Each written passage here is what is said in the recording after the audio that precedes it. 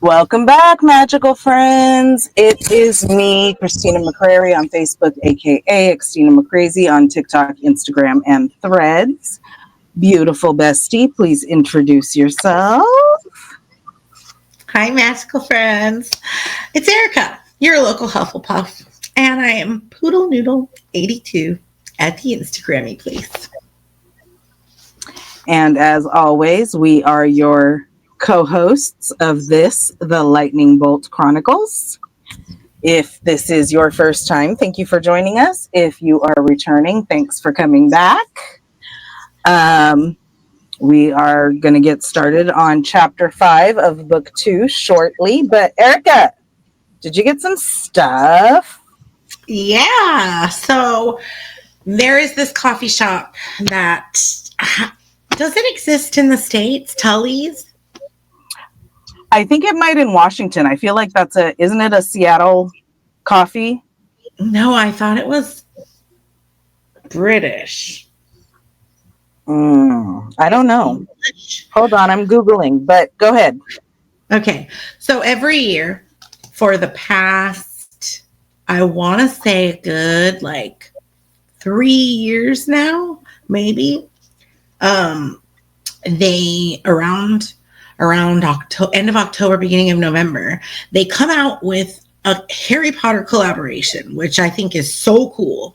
Now, previously, they've had tumblers like this one that has the house crest on it.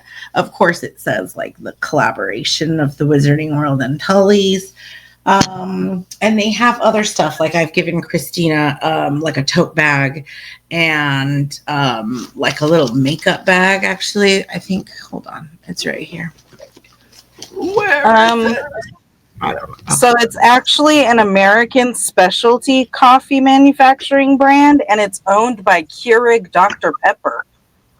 Oh my gosh! Yeah. Every day is a school day. So this is some of their old stuff, like this adorable Birdie Box bag that says Honeydukes on the back. They just have all kinds of stuff like that. And I own 1, 2, 3, 4, 5 mugs. Keurig Dr. Pepper bought it because the original retail store and wholesaler is now defunct, but it was based in Seattle, Washington. Okay. I seem to remember for some reason Tully's and Washington Seattle being connected in some way. So it originated in Seattle. The original retail store and wholesaler and all that is now defunct in Seattle. And then the brand name was bought by Keurig Dr. Pepper. When did that happen? Was that very recent? Let me see. Did I close out the window or is it still there? Because if it is very recent, then maybe they're the ones who made the deal, the collab deal. Well, it's been which had been originated by Time in 1992. The U.S. chain permanently closed in September of 2018. Okay, and then there you go. The overseas licensing agreement with Japan has been owned by Ito In since 2006. Well, there you go. And there's over 760 Tully's coffee houses in Japan. As of April Japan loves Tully's. As of April 2022, so there may be more now. Yeah, where I live in my city, there are, I want to say 6. Okay. Which is quite a few for 500,000 people. So, you guys, you learn something new here every day. You just learned all about Tully's coffee. Interestingly enough, 2 of them are in major hospitals, on the first floor. And one of them my friend works at. It's really far away from me, but their Harry Potter stuff rarely gets sold out because people don't go there for Harry Potter stuff.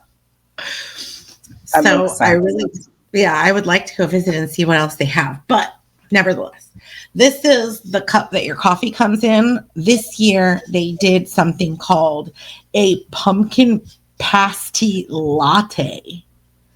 So this year is the the year of the Triwizard Tournament. So they represent all of 3 of the houses, and they have a Yule Ball mug. They have some pastries that are like the bow batten, I don't know, cake. You guys will learn all about this 2 more books from now. Yeah. This is all from book 4. They have these little guys, this acrylic stand. So they have each of what's called the Triwizard Champions, which you will learn about later. But how cute is this little stand? And you can purchase, Winter Crumb. You can purchase this with the purchase of a coffee. So if you buy this, you're eligible to buy this. You can't buy this unless you buy the coffee. But if there's a reason there's over 760 Tullys, because they sell coffee. Also milk tea, royal milk tea, if you like that. I do not. The latte it was for me. And I would say that you wouldn't like unlike in the States where we do pumpkin spice every friggin' November. Yeah. They don't always have it there in Japan. So they have different flavors that they cycle through. Oh, Starbucks always has a pumpkin spice latte it started, I want to say 3 years ago. It's been in rotation 3 seasons now. And every October it comes and you can have a pumpkin spice latte. But Japan actually has pumpkin in their pumpkin spice latte. Unlike over there with you guys where it's chemicals. Yeah. Anyway, that's what I have to share. Well, that brings us to our chapter.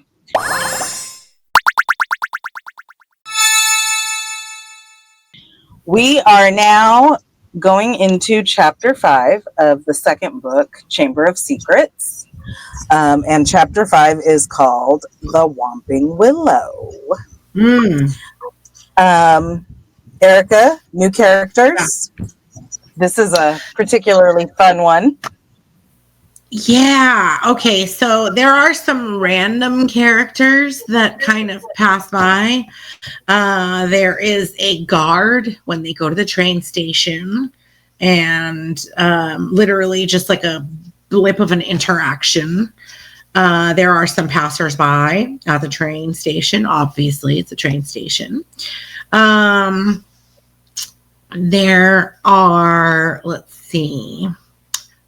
We have 2 very special characters, and we're calling them characters because you'll find out soon enough. But the Weasley family car, the Ford Anglia, and the Whomping Willow. Now you're going to say, okay, well, that's a car and that's a tree.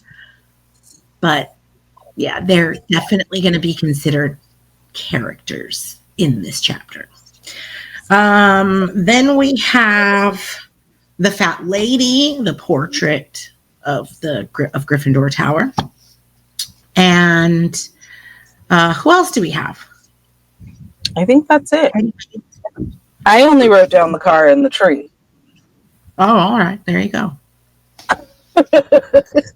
I also wrote down Mrs. Hetty Bayliss and Mr. Angus Fleet. Well, I guess as we get into the chapter summary, maybe we'll come across it. I'm not recalling right now who those people are. Oh, they're probably people who saw the car. Muggles. Are you sure? Because it's just six or seven Muggles. Like, it doesn't say. Oh, yeah. Maybe they were the people who were interviewed. Yeah. I think so. Okay. That's probably what happened. There you go. Let's kill your guys' suspense. What are we calling this chapter? Stop!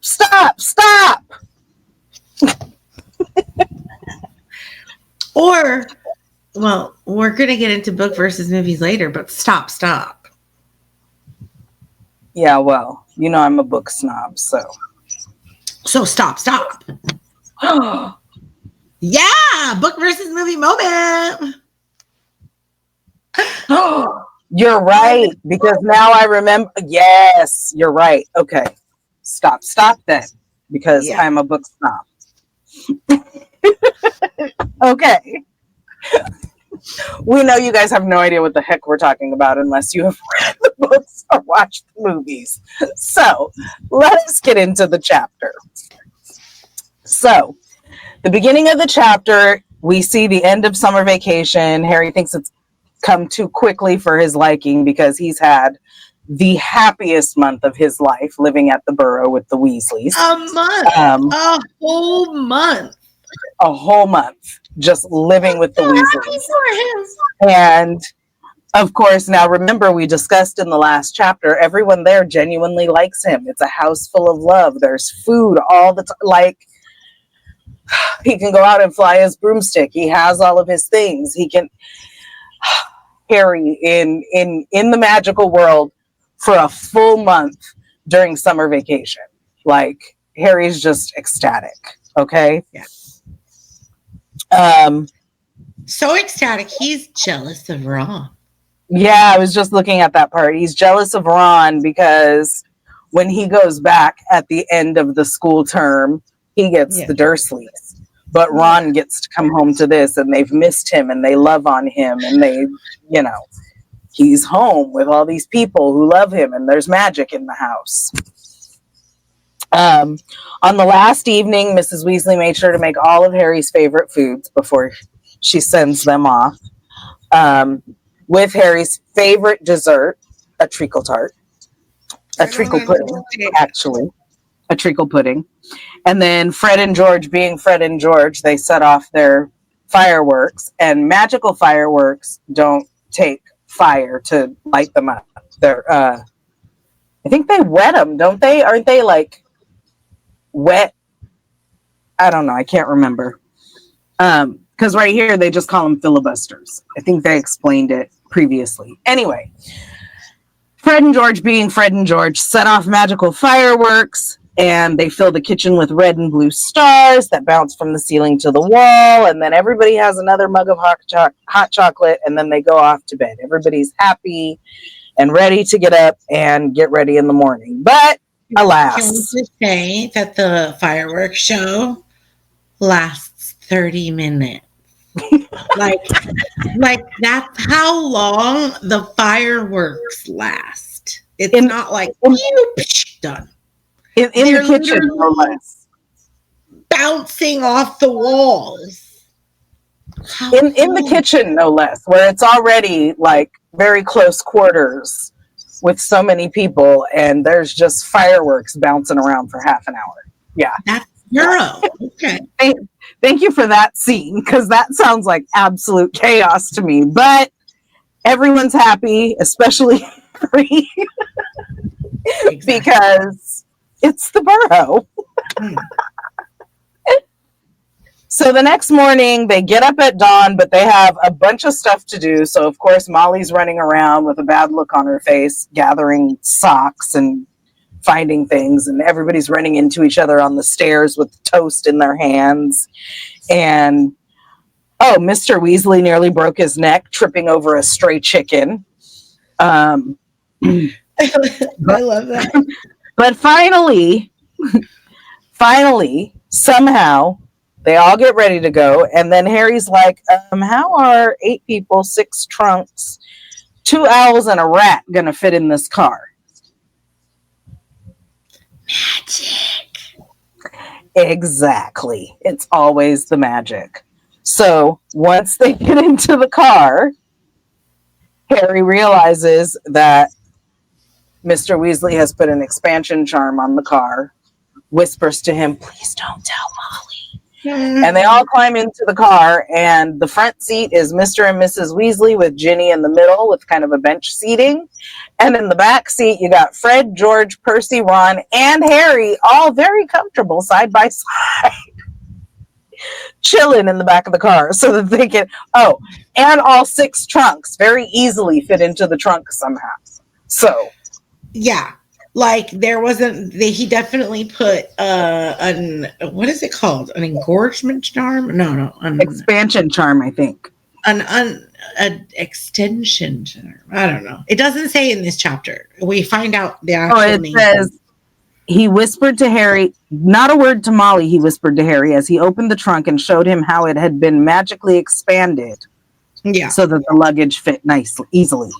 Yeah, I'm trying to remember back to other books in the future. Extension charm, isn't it? Undetectable extension charm. That might be it. I think so. Because I know of another item. Yes, I think that might be it. Undetectable extension charm. Which we'll definitely get more detail on later. Yeah. But the funny part about that is as they all climb in and all that, Mrs. Weasley kind of looks and sees the boys all seated comfortably and they're all, everybody's in. And she says, Muggles do know more than we give them credit for, don't they?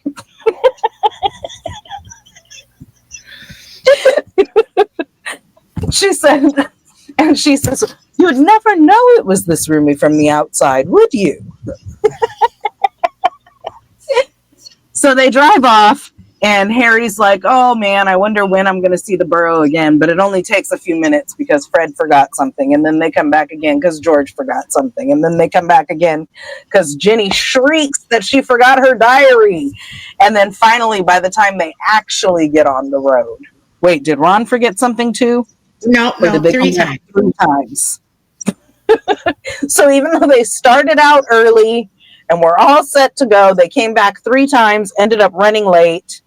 And Mr. Weasley's feeling a little anxious and he's like, please, dear, come on. And Molly's like, no, because Mr. Weasley wants to fly the car. But Mrs. Weasley's like, dude, we're being Muggle-ish today. You gotta keep it grounded.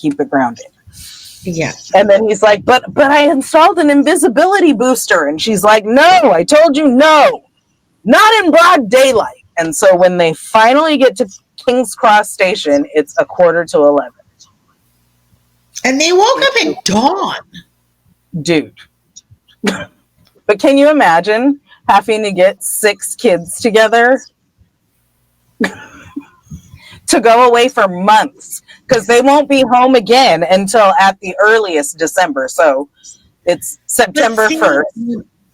Me and the way that I work, I can't be having that. Yeah, that's why you don't have 6 kids. My bags are down. Those furry kids, their bags are ready the night before. But this is 6 human kids of varying degree. And her youngest, her only daughter, is going for the first time. So it's just... I can't with chaos. There's a lot of extenuating circumstances.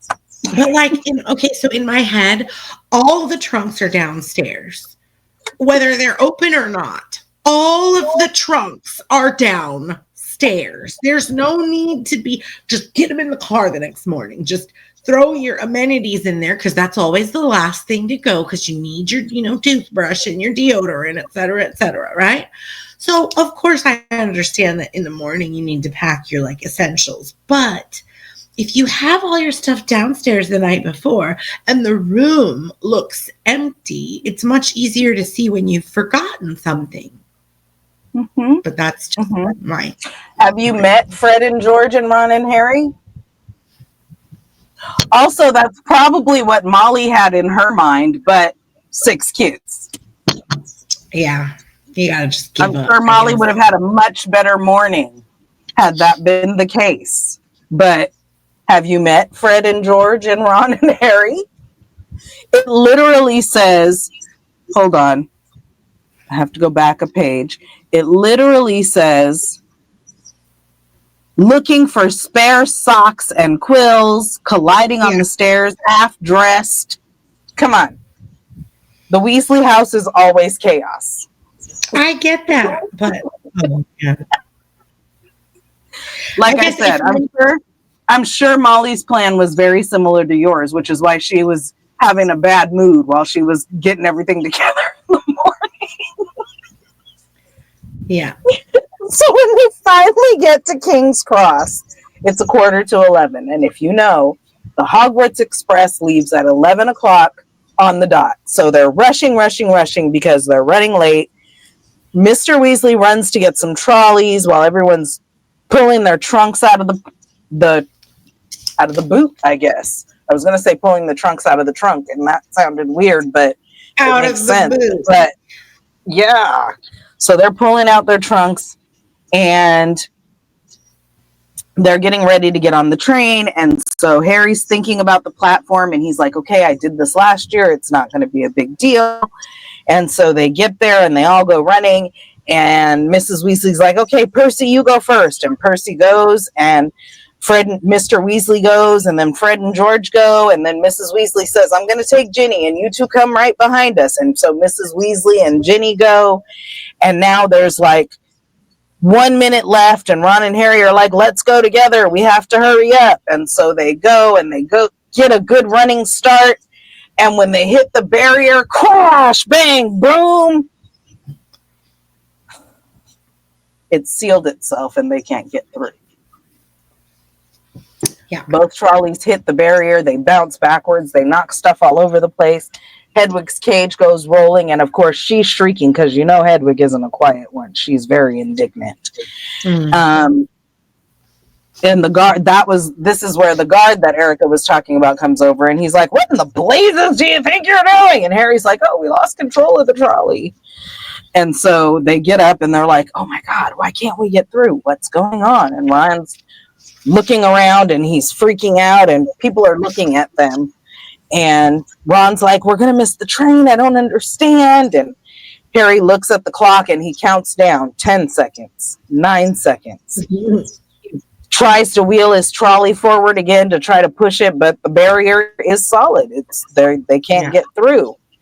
And then at 3 seconds, 2 seconds, 1 second, Ron is like, it's gone. The train's left. And it's 11 o'clock. And then his first thought is, oh no, what if Mom and Dad can't get back? And Harry's like, do you have it? And he asks Harry, do you have any money? And Harry laughs. And it's like, yeah, the Dursleys haven't given me money in like 6 years. But again, why doesn't he? That's what I was just going to say. It goes back to your question from last episode. How come he didn't change his wizard money into muggle money so that he would have money? Just a little bit, even. Maybe because he's 12. Maybe. Because I think we forget. These are literal children. Why does Ron think that his parents aren't going to be worried about him or them? And like that they won't just like apparate, or they won't like try to find them, or they won't realize that the two of them didn't get on the train before it left and come looking for them. Yeah, all of that. And I have to revert back to because they're 12. I think as smart as they are, we forget that at the very core they're 12. They're literal children. Yeah. In many instances, they act like it as well. Hedwig's still shrieking. People are looking at them weird because they've now crashed the trolleys into the wall and stuff's flown everywhere. Yeah. So Harry looks around and he's like, let's go wait by the car. And that's when Ron's like, the car! And these two 12-year-olds, instead of just waiting for Ron's parents to come back, because inevitably they would have, because they know they're missing 2 children, because they know that they got 6 children out of the house this morning and only got 4 on the train. These two 12-year-olds decide they're going to fly the car to school. And Harry's like, well, what about your parents? And Ron's like, yeah, they can apparate. They take the car because of us. They'll be able to get back home. No problem. Well, let's go over it again. What is apparate? Oh, yes. Apparate is where you disappear from one place and appear another. That's how fully grown adult wizards and witches will travel when they don't have children with them or whatever. So kids are not supposed to use magic outside of school. And you're not an adult until you're 17 and finished with school, and then you can use magic outside of school, but not until then. And so the Flu Network, when they traveled through the Flu Network, they did that because they had to take the kids. The kids have to travel with, the kids can't apparate. Yeah. So when Harry hears that mom and dad, when Harry gets the reminder from Ron that mom and dad can apparate, he's totally down with this stupid idea. And these two decide, yeah, okay, let's fly the car to school. To fly the car to school. And then Harry's like, well, can you fly it? And Ron's like, yeah, of course I can. Let's go. We'll just follow the Hogwarts Express. Which is also impressive that as a 12-year-old, he can drive and fly a car. I mean, Fred and George are his older brothers. Yeah. And I feel like at some point they mention that Fred and George have stolen the car several times. A handful of other times as well. And so, being Fred and George's younger brother, they teach Ron some things. Because remember, he was able to also use the hairpin to pick Hedwig's lock on his cage. Because Fred and George passed the knowledge down to their little brother. So yeah, 2 12-year-olds with a flying car. That's where we're at now, guys. That's where we're at. So exciting. So they rush off to the car. They want to hurry because they don't want to lose the train. Mm-hmm. Ron says, check that no one's watching. And Harry looks out, sees the street is empty. He's like, okay. So Ron starts up the car and lifts off, and they start to go. And then Harry's like, wait. Ron says, let's go. They lift off. They start to head out. Wait, because I know. No, they drive first. Ron pressed the tiny silver button on the dashboard. The car around them vanished. Wait. Yeah, it's different from the movie here. Oh, I'm getting them conflated this time. Yeah. Okay. So before they even take off, Ron hits the invisibility booster so that they can do their thing. But they drive off into the empty street and start to lift off. And then they hear a popping noise as they see London starting to, drift off below them. They hear a popping noise and realize that, oh no, we're not invisible anymore. And so Ron starts jabbing it, and he's like, oh my God, it's faulty. And he jabs, and the car vanishes again, and then it flickers back again. And then Ron just says, hold on, and slams his foot on the accelerator and zooms up above the clouds so that they won't be seen. So now they're up there, on basically like gliding on top of clouds, the sun directly in their faces. And they're like, okay, now what do we do? And Harry's like, well, we're going to have to... No, Harry says, now what do we do? And then Ron's like, well, we're going to have to go and see where the train is so we can see where it's going and we can follow it. And so Harry says, okay, but do it quickly because they have to dip back down below the clouds in the now no longer invisible car. So they drop back down below the clouds. They squint around. They look. And Harry's like, there it is right there. And they see it moving along, and Ron's like, okay, due north, and checks the compass on the dashboard. And he says, well, check it every half hour or so. And then they go back up through the clouds. So now they're up there, and they're interesting that they trust that the train track is just going to continue going north for 30 minutes. So I drew a little drawing on my notes of just a line going up and down, and then at the top of the line, just a little cloud. And so they're just like hiding in the clouds. They're just hiding in the cloud. I mean, here's the thing. Like, it could start to veer. It could curve. It could turn. And if it does any of that and they're still going due north. And they don't check for 30 minutes? But they're 12. Yeah. They're 12. Okay, so one of my favorite parts is coming up. So now they're up there and they're just kind of flying along through the clouds and hanging out and making cloud animals or whatever, like identifying cloud animals and stuff, and imagining how when they get to school, people are going to be jealous, especially Fred and George, when they just land so spectacularly on the front lawn of Hogwarts Castle.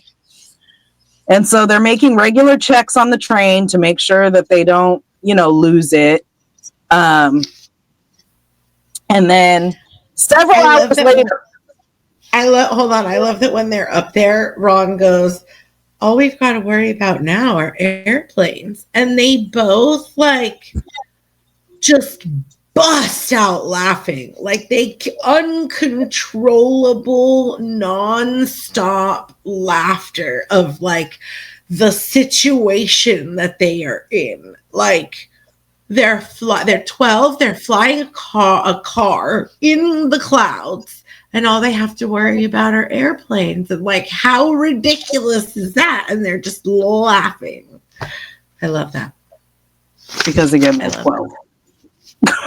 What are you guys, 12? I really love that hilarity of that carefree moment that the weird situation. After that moment, they then settle in for an uneventful hours-long ride.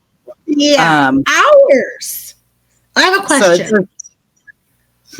Did Mr. Weasley not put it doesn't require gas? It's magic. I mean, I get the flying part and I get the extension charms, but no gas required charm? It's magic. I really want to be a witch. Gas is expensive, man. So now it's been several hours and Harry's like, it's not as fun as it was. The toffees that we had are making us thirsty. We don't have anything to drink. It's hot. We're now down to our t-shirts, and our t-shirts are sticking to the seat, and Harry's glasses are sliding down his sweaty nose. They had gotten over doing cloud shapes a while ago. And all Harry could think about was, dang, if he was on the train, he could buy some ice cold pumpkin juice from the trolley. And, then he started thinking about why weren't they able to get onto the platform? What was that about? And then hours later, still, Ron is like, it can't be too much further, right? Because now the clouds are pink and it's starting to get dark. And so they're like, hey, ready for another check of the train? And so they go down, and it's still right below them, but now we're winding past snow-capped mountains and it's dark. And Ron puts his foot on the accelerator and pulls them back up above the clouds again, but the engine starts to whine. Harry and Ron get a little nervous. And Ron's like, oh, it's probably just tired. It's never been this far before. And they both pretended not to hear that the car was whining louder and louder and louder as they go further and further, and it's getting darker and darker. So here it gets cool enough that Harry pulls his sweater back on and he's trying to ignore the way that the windshield wipers are now just like waving themselves feebly in protest. And Ron's very nervous and he's talking to the car and he's tapping on the dashboard like, it's not much further now. It's not much further. You got this. And so as they go down beneath the clouds to make sure one more time that they're looking for the train, they see the Hogwarts on the hill in the distance. And Harry's like, we're there, straight ahead. And they see Hogwarts Castle and the car starts to shudder and the speed starts losing speed. And Ron's like, no, come on. We're almost there. It's just right there. And the engine groans and then steam starts coming out from under the hood. And Harry's gripping the edges of his seat. And they're flying over the lake, and the car starts wobbling.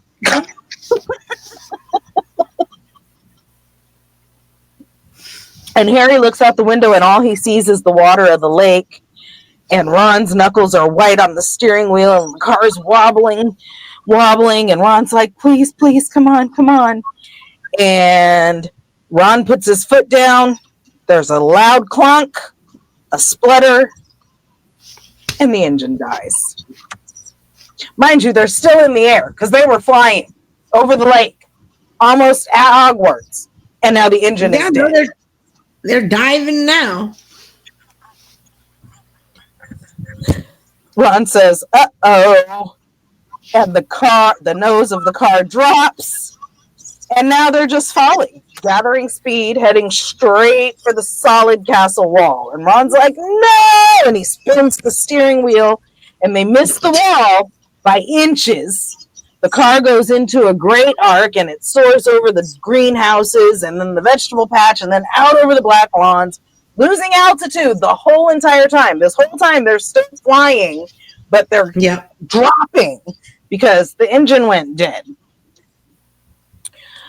Ron lets go of the steering wheel completely, pulls his wand out of his pocket and says, stop, whacking it against the dashboard, but that doesn't work. They're still plummeting. The ground is flying straight toward them, and Harry yells, watch out for the tree! And then crunch! They crash into a very thick tree. And the car drops to the ground with a heavy jolt. And there's steam billowing out, and Hedwig is shrieking in terror, and there's a golf ball-sized lump throbbing on Harry's head because he hit his head on the windshield. And Ron lets out a low groan, and Harry's like, oh no, are you okay? And Ron's like, my wand, look at my wand. And he holds up his wand, and it's hanging by a thread, essentially.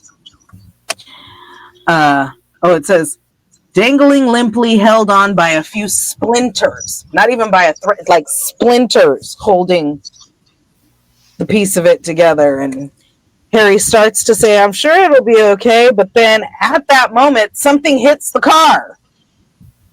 And on the side of the car, with the force of a charging bull, it says, and he lurches sideways into Ron as an equally heavy blow hits the roof of the car. And they're like, what is going on? What happened? And Ron gasps and stares through the windshield, and Harry looks just in time to see a branch the size of as thick as a python smash into the front windshield. Yep. The tree that they had hit is hitting them back. Yep. And the trunk's bent over double, and its gnarled bowels are pumped back. Bows, not bowels. I said bowels, but I meant bows. Oh, no. The tree has a bow. They're hitting this car over and over and over again as hard as they can. And Ron's like, oh, my God. And the windshield's trembling, and the tree is hitting, and it seems like the roof is going to cave in. And Ron's like, run for it. And he throws his weight against the door. And he gets hit back into Harry's lap by another blow from the tree, and He's like, oh my God, we're done for. And the ceiling's sagging. And then suddenly, the floor of the car starts vibrating again. The engine had restarted itself. And Harry yells, reverse! And the car shoots backwards, and the tree's still trying to get at them, almost ripping itself up by the roots. But it doesn't quite get them because... What you're saying is that the car heard Harry. It doesn't say Ron did anything. It says Harry yelled reverse, and the car shot backwards. Yeah. He didn't even use his wand. He just shouted reverse, and the car shot. As if the car was unconscious, woke back up and was like, oh, hell, and backed up. Now you know why we made it a character, along with the tree. And so they get just out of reach, and Ron's like, that was close. Well done, car. And the car is done with them. The car has had enough. Yep. And so the car throws the doors open, and Harry felt his seat tip sideways. So the car opens its doors, tips its seats, tumbles out Ron and Harry. And they're sprawled out on the ground. And then they heard two loud thuds, which told Harry that the car had kicked their luggage out of the trunk.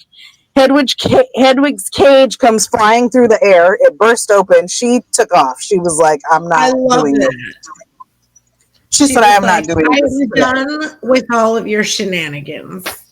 It says, she rose out of it with an angry screech and sped off toward the castle without a backwards look. Yep. Hedwig said, you know what? This trip has been horrifying. I'm out. And then it says, dented, scratched, and steaming, the car rumbled off into the darkness, its rear lights blazing angrily. This is why the car becomes character. Yeah. It can drive itself. It's literally... The car said, you know what? It's showing emotion. Hedwig and the car said, you know what? I'm tired of you two. 12-year-olds getting me in trouble like this. Denting me all over the place. Getting me beat up by a tree. And Ron's like, wait, come back. Dad will kill me. But the car did not come back. And actually it says, but the car disappeared from view with one last snort from its exhaust. Not only did the car not come back, the car was like, you're funny. Yeah. And Ron's like, oh no, can you believe our luck? Of all the trees, we've hit the one that hits back. So they look over their shoulders at the tree, and it's still flailing around, but they're out of the way. And Harry says, come on, we better get up to the school. And so it wasn't the arrival that he had pictured, and nobody was going to be jealous because that was a disaster, but okay. So they're lugging their trunks up the grassy slope up to the castle, and they get up there, and Ron's like, I think the feast has already started, and they cross and look in through the lit window, and the sorting is going on, and they can see all these kids standing up there, including Ginny, and there's the candles and the Great Hall as it is, the ceiling that looks like the sky outside, and the candles that hang from the ceiling, and the sorting hat, and everybody's in there, and Professor McGonagall is putting the sorting hat on people, and Stool is there, and it's just what they're there for. They're home. It has started. And then Harry reminisces a little bit about last year, about how there's 4 houses, and remembers being sorted, and remembers the sorting hat kind of wavering over whatever house Harry was going to be in, and how Harry and Ron had helped the Gryffindor house win the championship, beating out Slytherin for the first time in 7 years. And Some little boy goes up to get sorted, and Harry's eyes wander past him, and he looks at Professor Dumbledore, who's just watching, and he sees Gilderoy Lockhart dressed in aquamarine robes, also watching, and then at the end is Hagrid, and then Harry's like, wait a minute, there's an empty chair at the staff table. Where's Snape? And Ron's like, maybe he's ill. And Harry's like, maybe he's left because he's missed out on the Defense Against the Dark Arts job again. And Ron's like, maybe he's sacked. Everybody hates him anyway. Or maybe he's waiting to hear why you two didn't arrive on the school train. And they spin around, and there is Professor Snape. Be careful what you ask for, Harry. Be careful what you ask for. And so Professor Snape says, follow me. And they head into the school, and they're not even daring to look at each other. And they can smell the feast, but they're not going to the feast. Professor Snape leads them down to the dungeons into his office, where it's cold, and there's funky things on the shelves that are looking back at them, and the fireplace is dark and empty, and now they're down here instead of up in the warm Great Hall with food and people. Mm-hmm. And so Snape asks them in his Snapiest way, so, is Harry Potter too famous to get on the train?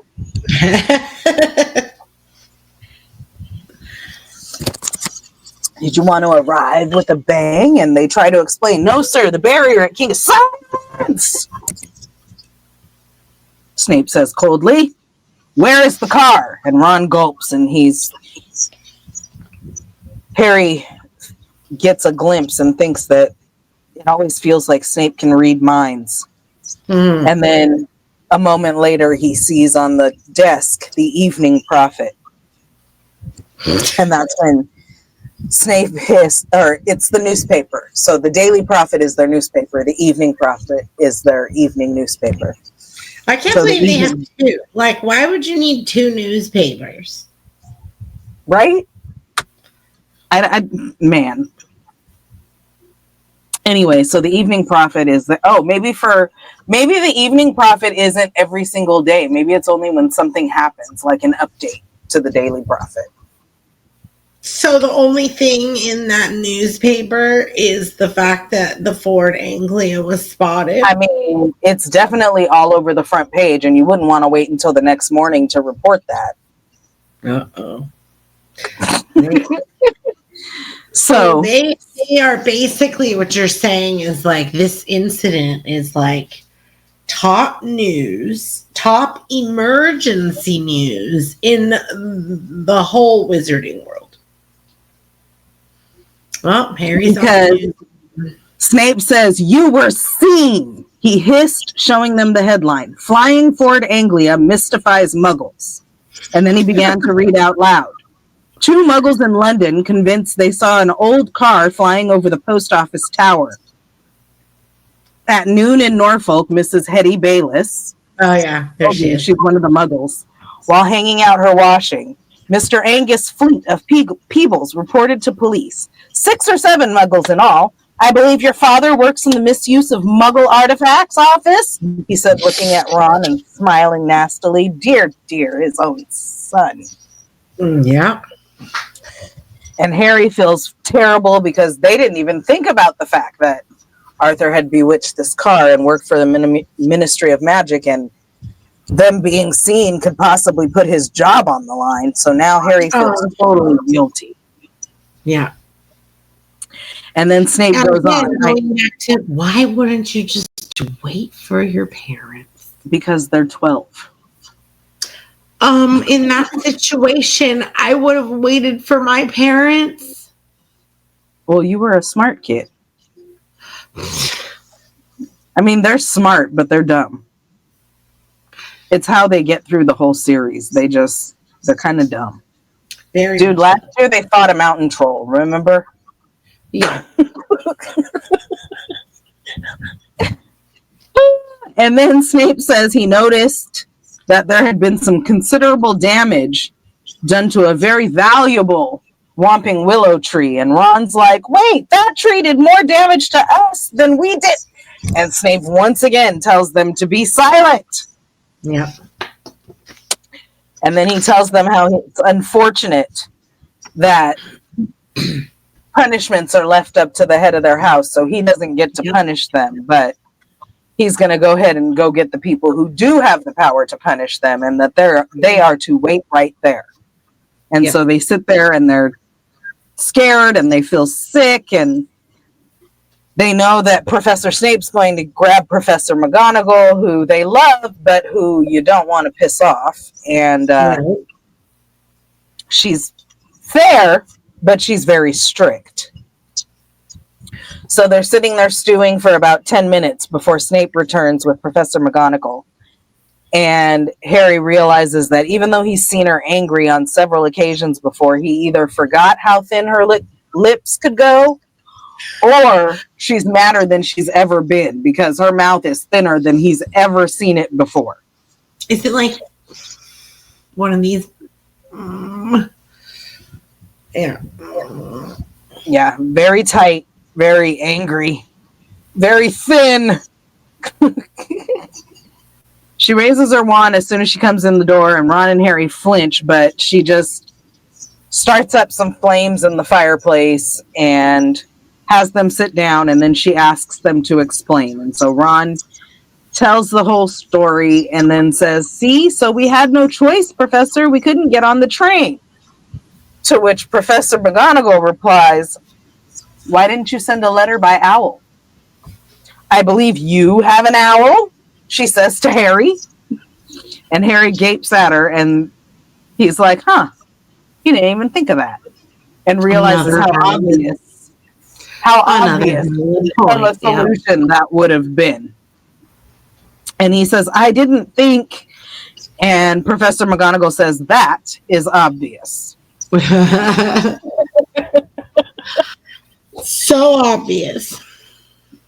And then there's a knock at the door, and Snape's looking super happy because in comes Professor Dumbledore. Oh no. And Harry's whole body goes numb because now Professor Dumbledore is here, and he's got a very grave look on his face. And there's a very long silence before Dumbledore very quietly and very calmly, as he tends to do, says, please explain why you did this.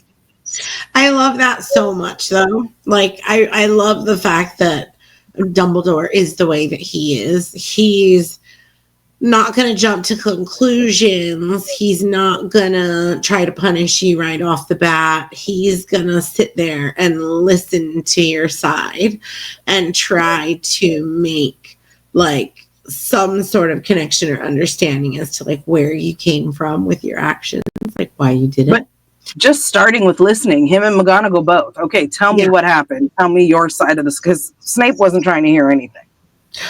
He said silence. Yeah.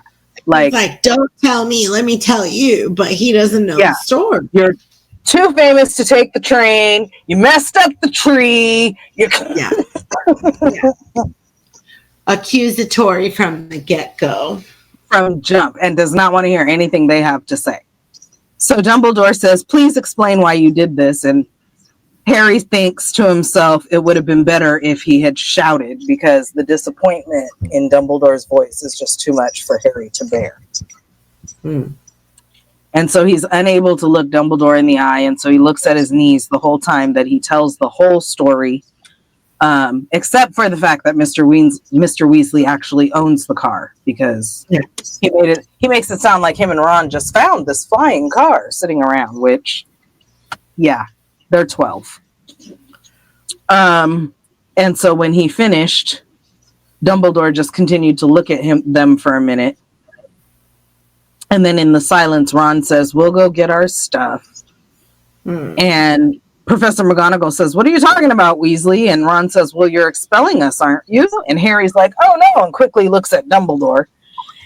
And Dumbledore says, "Not today, Mr. Weasley, but I must impress upon both of you the seriousness of what you have done. I will be writing to both your families tonight. I must also warn you that if you do anything like this again, I will have no choice but to expel you." Yeah. And Snape looks like Christmas is canceled and tries to remind Dumbledore that they have flouted the decree for the restriction of underage wizardry and surely acts of this nature. And Dumbledore says, yeah, Professor McGonagall will take care of their punishments, okay? They're in her house and they're her responsibility. And then he tells Professor McGonagall, "I'm going to head back to the feast. I've got a few notices to give. Come on, Severus, let's go." He's like, "Let's go. I want to eat some pudding or something," right? Yeah, he says there's a delicious tart. I want a custard tart. That sounds good. He said there's a delicious looking custard tart I want to sample. And Snape gives Harry the dirtiest of dirty looks that he possibly can as he walks out of the office. And then they're just sitting there with Professor McGonagall. Well, yeah, because he's basically like, "Man, you wiggled your way out again." Well, but then too, we have to remember that Professor Snape is a bit biased. He can't stand Harry and Ron, and he bullies children. So, do you want me to hug you or not? So Professor McGonagall's like, "Let's get you to the hospital wing, Weasley. You're bleeding." And Ron's like, "Oh, I'm not bleeding that much." He's like, "I wanted to see my sister get sorted." And Professor McGonagall's like, "Yeah, the ceremony's over, but your sister's also in Gryffindor." And Ron's like, "Oh, good." And then Professor McGonagall's like, "And speaking of Gryffindor," oh, no, it's Harry. Harry says, "And speaking of Gryffindor, Professor, when we took the car, term hadn't started yet, so Gryffindor shouldn't lose any points, right?" And Professor McGonagall gives him a piercing look, and he thinks he sees the hint of a smile playing at her lips there. And her mouth looks a little bit less thin, and she agrees not to take any points from Gryffindor and tells them that they will both have a detention. Yeah. And all this is better than they could have ever expected because they knew they were in big trouble. So they got off pretty good. And Harry don't care if Dumbledore writes to the Dursleys because, yeah, okay. And so it turned out not to be too bad. And so Professor McGonagall raises her wand again, points at Snape's desk, and makes a large plate of sandwiches appear and 2 goblets with a jug of iced pumpkin juice. And says, "You guys can eat here and then go straight to your dormitory. I have to get back to the feast." And so when the door closes, Ron lets out a long whistle and says, "Whew, I thought we'd had it." And he grabs a sandwich. And Harry's like, "Yeah, me too." And Ron's like, "Can you believe our luck? Fred and George must have flown that car 5 or 6 times and no muggle ever saw them. That's where the handful." He's like, "Dude, Fred and George take the car out all the time." Yeah. Like, they do not at all see the severity of their actions. Like, and because their punishment, they got off so easy. They're like, "Whew, wow, all right." Just skate by there. And so, Ron's saying all that. He's like, "Yeah, Fred and George have taken the car 5 or 6 times and no muggle's ever seen them." And then all of a sudden he's like, "But why couldn't we get through the barrier though?" And Harry's like, "I don't know, but we'll have to watch our step from now on." Yeah. I wish we could have gone up to the feast. And Ron's like, "Yeah, they don't want us showing off. She doesn't want people to think it's clever arriving by flying car." Yep. And so they ate as many sandwiches as they could because the plate kept refilling itself. Yeah. And once they were good and full, they got up and started heading up to Gryffindor Tower. The feast was over. The castle's quiet. They're walking past, muttering portraits and suits of armor and climbing the stairs and heading up. And they get to the painting with the woman the fat woman in the pink dress. And they realize when she asks password that they don't know what the password is. Yeah. They didn't make it to the feast. They haven't seen a prefect. They don't know what the password is. But almost immediately, help comes. They hear feet hurrying up behind them. And here comes Hermione. There you are. Where have you been? Where have you been? See, saying she's very Mrs. Weasley-ish. The most ridiculous rumor. Someone said you'd been expelled for crashing a flying car. And Harry's like, well, we didn't get expelled. And Hermione's like, you're not telling me you did fly here. Looking almost as severe as Professor McGonagall. And Ron's like, skip the lecture and tell us the new password. It's Wattleburn, said Hermione impatiently, but that's not the point. And then as the portrait swings open through the hole, all they hear is clapping and cheering, and everybody's in the Gryffindor common room cheering Ron and Harry. They pull them through and leave Hermione to scramble after them outside. And Lee Jordan's like, brilliant, expired, what an entrance, flying car into the Whomping Willow. People will be talking about this one for years. And a fifth year they don't even know is like, good for you. And they're patting them on the back like they've just won a marathon. And Fred and George make their way through and they're like, well, couldn't we have come in the car, huh? And Ron's all red in the face and he's grinning and he's embarrassed. And Harry can see Percy from the back, who is trying to get next to them so that he can tell them off. And Harry nudges Ron and kind of looks like, hey. And Ron's like, oh, yep. And so they're like, all right, well, we're tired. We're going to head up to bed. We're going to head up to bed then. And so they start making their way to the staircase. And they call goodnight to Hermione as they go up the stairs to get out of there and not get told off by Percy. And oh, yeah. They wanted to run away from Hermione and Percy. Yeah. So they get up to their room and there's a new sign on the door. Same room, but instead of first years, it says second years now. Yeah. And they go in and they're back in their same room and their trunks have been brought up and they grin guiltily at each other. And Ron says, I know I shouldn't have enjoyed that or anything, but, and then the door flies open and Dean, Seamus, and Neville come in and they're like, unbelievable, cool, amazing. And Harry couldn't help it. He had to grin. And that's the end of chapter 5. They have arrived back at Hogwarts in a spectacular way. Spectacular fashion, indeed.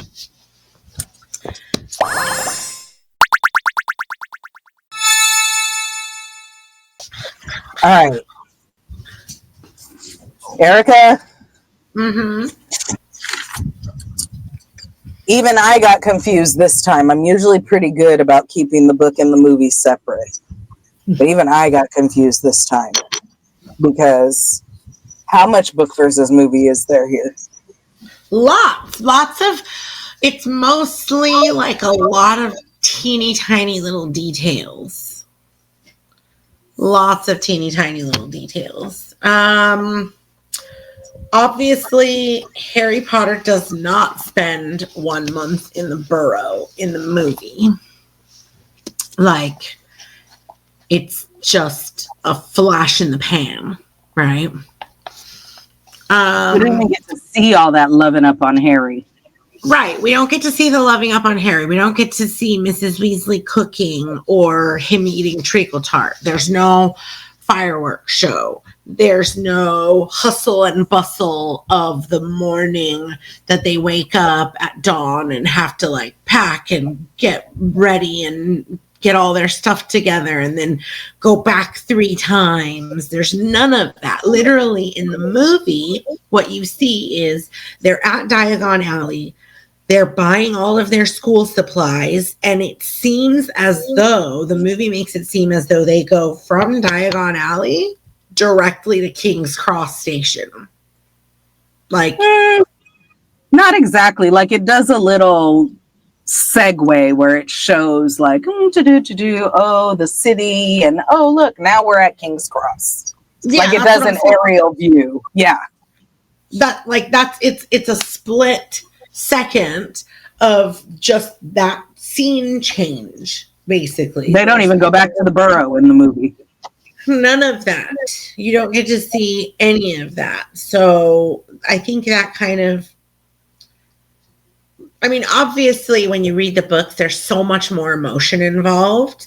You're so much more invested because of that, right? I think it shows just how important the relationship is between Harry and the Weasleys, and just being at the Burrow and spending that time there, and kind of, you know how we use the word like humanizing, but like wizardizing. Well, and building up the characters more and the character relationships and giving all that detail that you don't get in the movie. Because literally this scene starts with them running frantically toward the barrier, arriving at the station at 10:58. Yep. And the order of the way that they go into the barrier is also different. Yes. Yeah. So go ahead. Fred, George, and Percy go first. Yeah. Then Ginny goes. Then Mr. and Mrs. Weasley go, because Mr. Weasley's like, "Shall we, my dear?" And kind of puts his arm around her, and they jump through. Yeah. And then when they can't get through in the movie, the clock in the train station strikes 11. Mm-hmm. There's no like counting down the seconds and them watching, and them not, like the clock strikes 11, and that's when they realize, oh no, we've missed the train. Exactly. And then they go, and then obviously they go to the car. And in the book, that part is just a little bit like the nuances are a little bit different, right? So Harry and Ron just kind of fly the car. Ron just flies the car up. And Harry's like, dude, don't you think muggles are going to see us? And he's like, oh yeah. And so he's already in the movie. He's already flown the car up, and they literally show a man in a taxi driver sitting there watching the car take off. Yeah. Like, what? Yeah. And then finally Ron hits the invisibility booster, but not before they were seen. Whereas in the book, obviously, he hits the invisibility booster first and then takes off, but it's faulty, so he has that issue. And then in the movie, it's faulty too, but it's just like the timing is a little bit different. Here's totally different. Yeah. Here's another really interesting thing. In the book, I think their car ride, their car fly was quite uneventful for the most part. They just kind of go up and down and check on the train. But in the movie, of course, they try to make it a little bit spicier. And so Harry, at one point in time, when they go to try to find the train, they dip down and the train is behind them. And they're like, it's that kind of poster moment where Harry and Ron and Hedwig's eyes are all like open because the train, they realize that the train is behind them. And this is the famous Jacobite train, which you can go and visit in England. I think England. I don't know if it's Scotland. I don't know where exactly.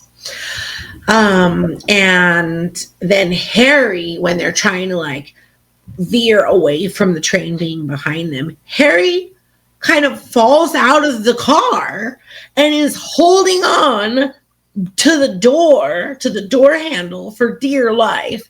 And Ron's like, hold on to my hand. And Harry tries but slips, and he's like, I can't, your hand's all sweaty. And manages to somehow crawl back onto the car, so those two scenes are... And all of this takes place right above the train. The train is in the background as Harry's hanging, dangling for his life out of the door of the car. Yep. And then that leads me to the question of like, okay, how come the students, or how come the conductor, or how come the trolley lady? Why didn't you see all that? Yeah. If I was on the train and if I saw that and if I had an owl or if I could borrow somebody's owl, write a note and be like, we just saw Harry Potter and Ron Weasley in a flying car next to the train, right? Like, tell an adult? No? Clearly nobody was looking out the window, because how did nobody see that? Yeah. So, yeah, that's quite different. And then when they arrive is also quite different, I feel. So I have a question. In the book, doesn't it seem like they don't land in the tree? Yeah. In the movie. Says that they crash into it and then drop to the ground. Yeah. So they're like on the ground in the car. But in the movie, they basically land like a bird's nest, like in the tree, in the treetops. And then the tree is attacking the car there. And they're kind of stationary to where they can't really get out anyway. They can't do anything about it. And then the tree kind of pushes them forward and sort of releases them. Kind of it kind of punches them out of the tree, because it's like the one that comes at the windshield, kind of like, and the car slides backwards and goes down to the ground. So that's a little bit different in that sense. And then also Hedwig. Hedwig does not fly out of her cage like she does in the book. Hedwig is still in the cage. Sure, the car regurgitates the cages, right? Shoots the cages out of the car. And Harry catches Hedwig's cage and then proceeds to grab his stuff and put Hedwig's cage at the bottom of the stairs along with his trunk. Yeah, like when they get to the front, all the trunks and stuff are there, and so they put their trunks and cages there. Why wouldn't he just release her? It's Hogwarts. I mean, like, she's it would have been smarter. You could be like, all right, go up to the gallery, see you later, and put her cage with the luggage. I don't know. Yeah, I didn't understand that. What else? So, when they're going up the stairs, it is not Snape who finds them. It is Argus Filch. Well, so they don't stop and look in the window. They try to go up into the castle and head up to where they're supposed to be. Yeah, and then try to go to the feast, basically, to get it. Yeah. To the feast. Yeah. And so then Filch gets Snape. Snape takes them to his office. They are in the same scene and stuff. And then McGonagall and Dumbledore come in together. Whereas in the book, McGonagall comes first and then Dumbledore comes in after her. But in the movie, they both arrive together. What else? Oh, when they're talking. So I really enjoyed this line in the movie where Snape was talking about how the boys flouted the decree for whatever that line is of children. Underage restriction for the underage. Yeah, that one. Whatever. That one. And then Dumbledore in the movie is like, I'm well aware of our bylaws, Severus, because having written a few of them myself, I know what's up. And I really, really like that, like put him in his place line. But that does not actually exist in the book. Yeah. What else? So just small little things. So like when they're at the train station and they crash into the barrier, in the book, Hedwig's cage goes rolling across the platform and she's shrieking the whole time. But in the movie, she kind of like lets out one little shriek and she tumbles off and she lands upright. She doesn't go rolling. She's not continuously screaming. She kind of just like, one screech and she lands upright. There was something else. Then they do that whole thing. They only go down and check on the train once. It seems like a much shorter ride than in the book, where it's like, and hours later, and this is what they're doing. In the movie, they go down that once, and then all that drama happens where Harry almost falls out of the car. Yep. Oh, also, the car reversed on verbal command in the book, but not in the movie. In the movie, the car just like moves on its own. Yeah. There was no like reverse that Harry said or anything. And then in the end of the chapter, at the end of the chapter, they eat sandwiches and they drink pumpkin juice in Snape's office, that doesn't exist. No. Like literally after McGonagall and Dumbledore talk to Harry and Ron, that's it. That's the end of the scene. There's no more going to Gryffindor Tower. There's no like being flouted by all of the other Gryffindors, like, wow, yeah, good job, kind of thing. Yeah, none of that. And then, so in the book, Ron is waving his wand, saying, "Stop, stop," trying to stop the car. But in the movie, he's smacking the steering wheel with his wand. He says, "Stop, stop, stop." And the third time, he actually cracks his wand by smacking it on the steering wheel. Whereas in the book, it happens in the crash. Yeah. The wand breaks in the crash. And then I think I had one more that you didn't mention. Yep, you said that one. He catches Hedwig's cage. The car, like in the movie, they chase it for a minute first.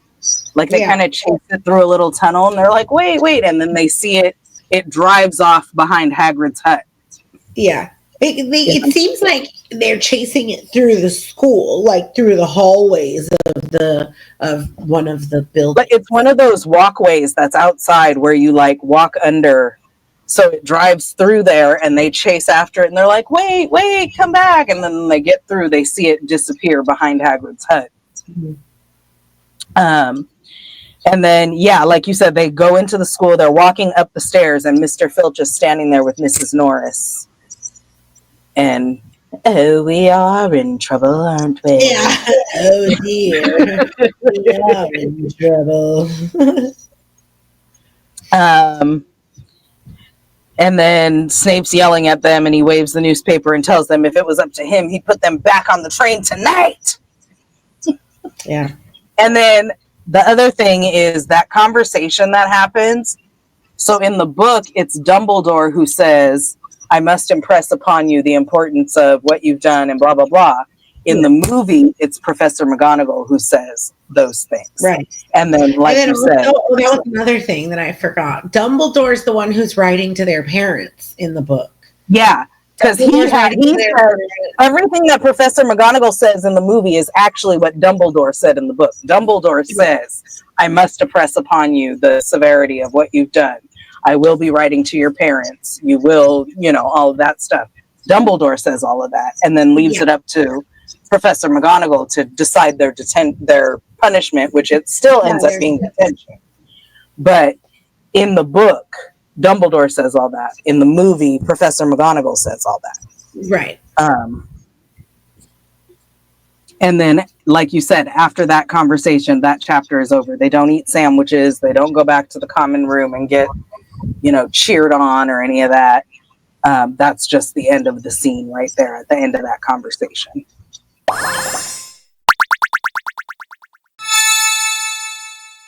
All right, Erica. What are your takeaways from this chapter? Okay.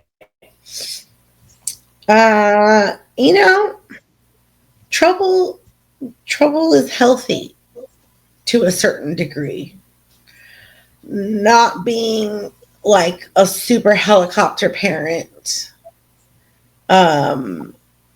Yeah, you know, some things happen, but when you look at, again, the juxtaposition between worlds, the Dursleys, the Potter, or no, the Weasleys, and the lifestyle, the upbringing of how it's going in both, that little bit of freedom for Fred and George to allow them to have like banging noises coming from their room all the time, and they're not like, you know, not hovering, allowing their kids to be individuals, because there's so many kids, right? That leeway to be individuals, and I'm like, that's so nice. And then the fact that there's still Fred and George anyway, who are not individuals and are two halves of one whole. Yeah. But I mean, I feel like they are much better at like knowing the line.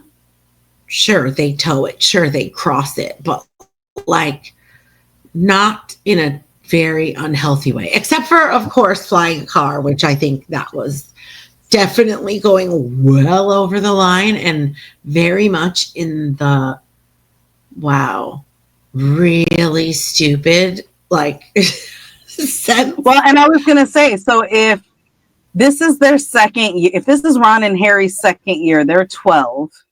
Fred and George are 2 years before them, so they're about 14. 14-year-olds steal their parents' car. Especially if there's two of them who are troublemakers anyway, like the twins are. Yeah.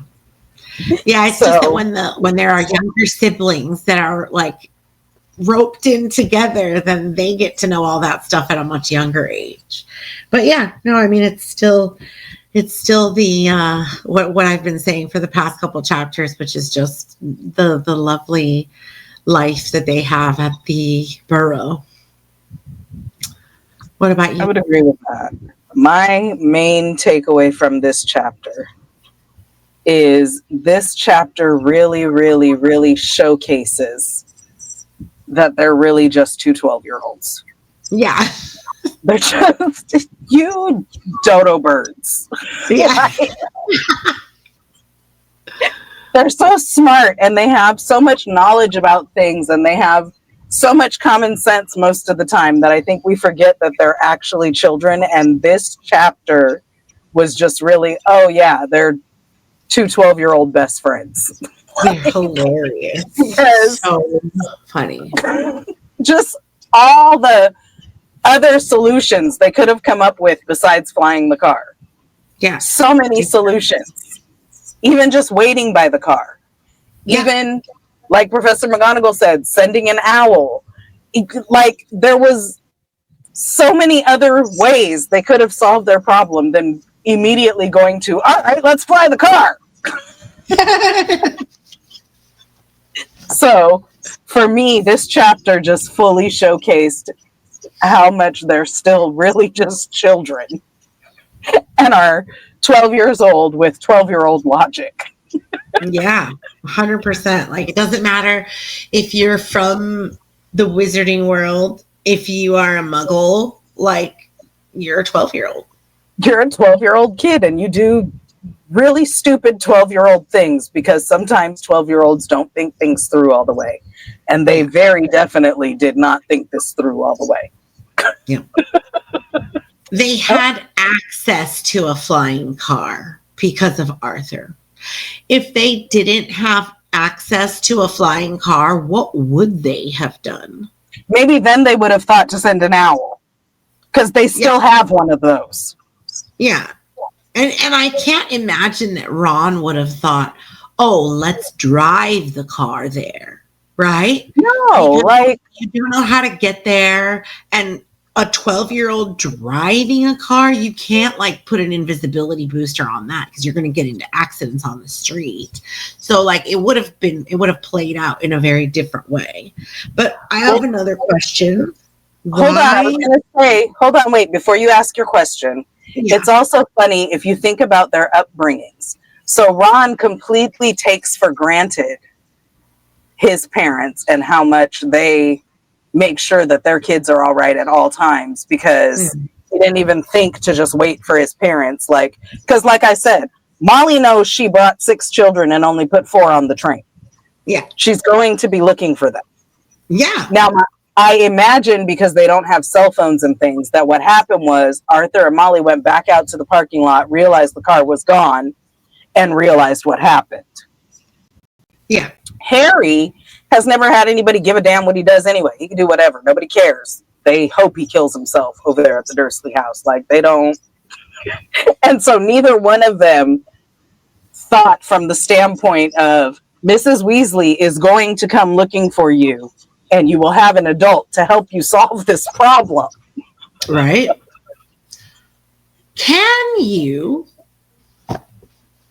speaking of apparition, disappearing one place and appearing in another place, what we will learn in the future, how it works, is that you have to concentrate very hard on your intended destination, right? Now, can you apparate into a flying car? Apparently you can't, I would imagine. I think you would have to know where it was, though. Really? You know what I mean? Yeah, like you can't just be like, all right, I'm going to get into the car and just appear where they are. You know what I mean? I mean, I don't know. I don't know how it works. I would imagine not, because I feel like you typically apparate to a particular place because you know where you're going and you have to concentrate on that place. So okay, I'm concentrating on the back seat of the Ford Anglia. Yeah, but if you don't know where it is, because somehow your body still has to get there. Yeah. Even if you concentrate on it, if you don't know where it is, you know what I mean? I don't. I mean, I don't know. They were just 2 dumb 12-year-olds, and they should not have taken that car. They should not. And then, okay, so here's my other question was, why did they go back 3 times to the burrow to get the broom or to get the diary or to whatever? I would just be like, we'll send it by owl, okay? Or we're not going to be late. It's free, right? Owl Post. I mean, but their owl is Errol, so maybe they thought it was better to just go back and get the stuff. Because poor Errol. Rent an owl? Well, yeah, you go. I guess you could. Well, I don't know. Where's the nearest wizard village from where they live? Because they live just outside of a muggle village. Yeah. Because if you go into a wizard village, then there's the Owl Post, and you can go into there and, but if they don't, I mean, they still could have. You're right. They could have. Again, with apparition, I grab the stuff and I take it to the post office where I can. Well, and also you have to remember that Mrs. Weasley was digging in the corners of her vault. So maybe Owl Post would have cost and they didn't want to do that. Maybe it was better to just go back. So many things. Yeah. To consider.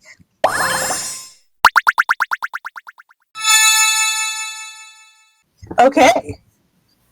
So then that means now it's time for magic. All right, guys. So in this chapter, we are going to focus on the Ford Anglia. There are tons of Ford Anglia and or Whomping Willow or Ford Anglia and Whomping Willow type things that have been made, crafts that have been made. One in particular is going to be a stunning stunning show of artistry. I'm not going to say much more than that, but you are going to just, I mean, the moment that I saw it and I sent it to Christina right away, and I'm just like, this is just next level. next level. And it was, I mean, a hand done actual craftsmanship stuff, not like mass produced kind of thing like Department 56, other stuff like that. It's, you've got molds, you're kind of mass producing these things, but in this particular case, like, this is just one of a kind, really one of a kind. So we'll of course add some of those like easily available products, as well as this highly one of a kind and just incredibly specific, beautiful thing. Hope you enjoy. Enjoy.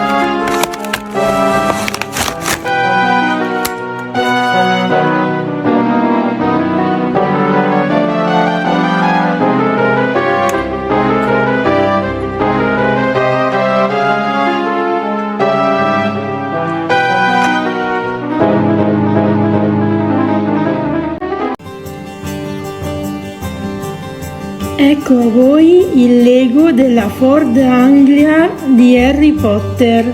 Io lo trovo adorabile. Davanti ci ho messo Crosta e Edvige e Harry sembra che saluta e Ron ovviamente è alla guida. C'è la targa e tutto il resto. Ovviamente c'è la targa anche dietro. Le porticine ovviamente si aprono, le portiere, sia quella di Ron che quella di Harry, che a me purtroppo rimane leggermente aperta.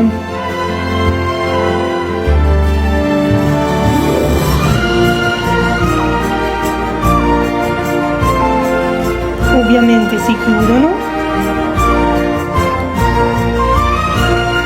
E ovviamente il baule si apre e ci sono dentro le loro 2 bacchette e una piccolissima valigia.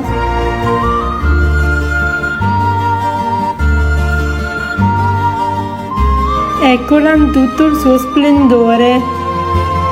E poi ovviamente via che sfreccia!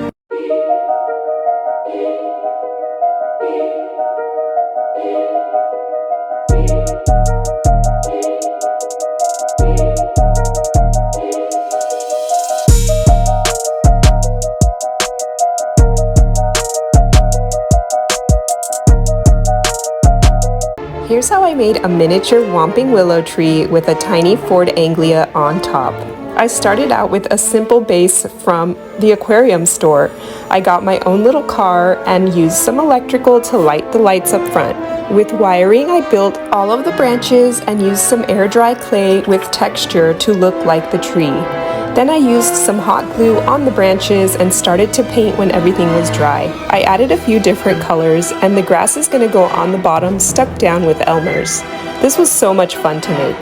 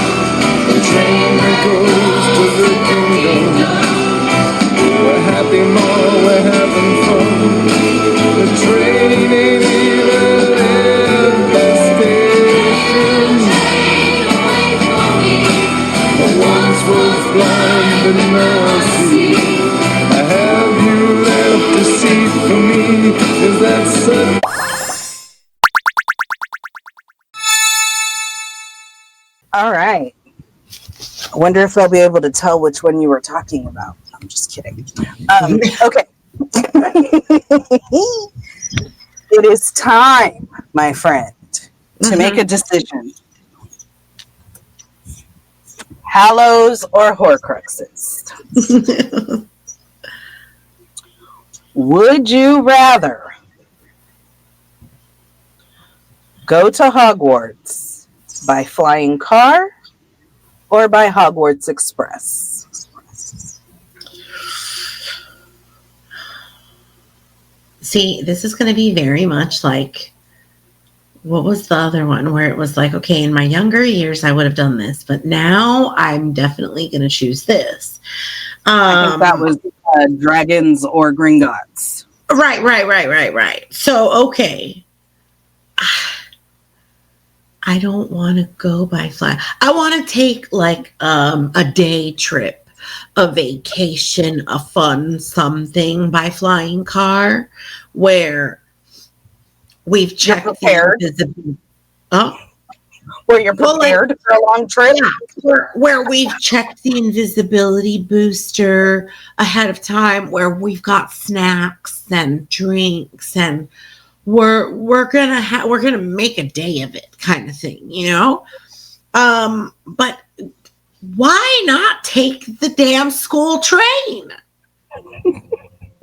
You can buy pumpkin pasties and juice and play games with your friends, catch up on, you know, summer vacation shenanigans and all the cool stuff of like going to school on the train. So no, I do not want to go to Hogwarts by flying car. I would like to go by the lovely Hogwarts Express. And yourself.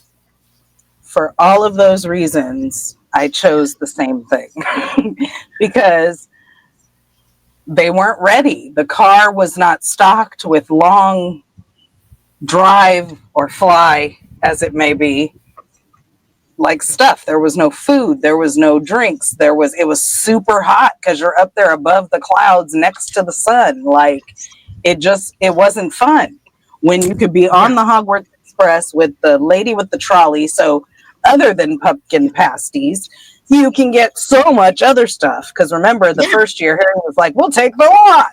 And they just sat there and stuffed their faces. Chocolate frogs, birdie bots, licorice wands, all the things.